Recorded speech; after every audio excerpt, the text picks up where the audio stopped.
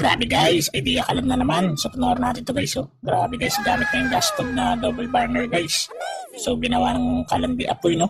Talaga naman lupit talaga ng mga idea nito ni Uncle guys. Oh. So may kita natin pagkasunod-sunod na gagawin ni Uncle guys. So binaklas na nga oh. Hack, grabe lupit talaga nito ni Uncle ah. So may kita natin dito. Ay, yun lang yung tinira ni Uncle. So kung meron kayong gas stove guys na hindi na ginagamit or sira na no, or medyo luma na.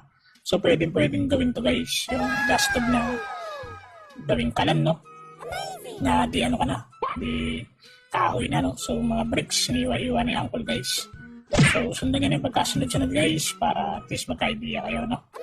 So ako rin magka-idea rin na soon malay mo meron tayo yan. Na gas stove na hindi na gumagana is magamit din natin. O magamit ko rin. So nakikita natin dito guys oh. So naglagay siya ng mga styro. Then yung halong semento na ginawa niya. So I think yung semento na yung pag tumigas. So yun yung mga lalabas na apoy. So nilagay ng mga bricks. Bricks yung ginamit ni Uncle dito para mas matibay.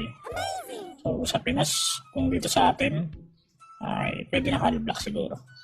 So nakikita natin dito. Naglagay na nga siya ng mga ano. Mga bricks na saktuan lang o para siguro pang stand no. So may kita natin dito guys. So nilalapat na nga ni Uncle yung semento no na halo. Okay.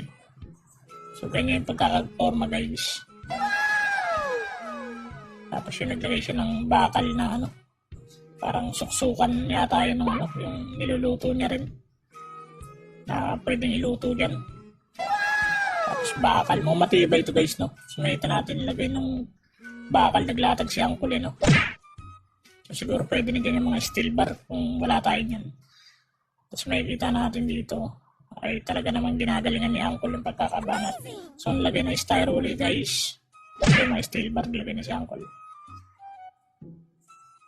So, siguro sa abuan yun yung bakal na yun nilagay niya sa kanina. Medyo malaki. Tapos naglagay din ng gulong. Aba, grabe ah. 4 na gulong guys. Tapos yung pinipinish na nga ni Uncle. Nakikita naman natin kung paano yung pagkakadali niya. Oh. Grabe. Yun lang oh. Ayos na ayos talaga matirada ni Uncle yan. Medyo tapos na guys. So yung magiging itsura niya guys. Oh. Siyempre kailangan baklasin niya yung mga styro na nilagay. Kita natin dito.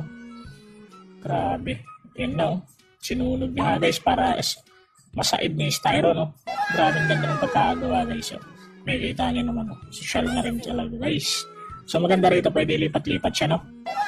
Kasi nga syempre may gulong siya tapos nilagay ng apoy. O kahoy para may try na no. Grabe lupit guys. Lakas ng apoy oh.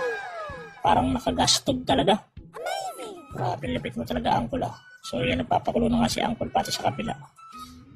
Grabe guys, sa mga gustong kumain nito guys, grabe sobrang tamis nito. Oh, grabe. Talaga naman. Ayos, galing.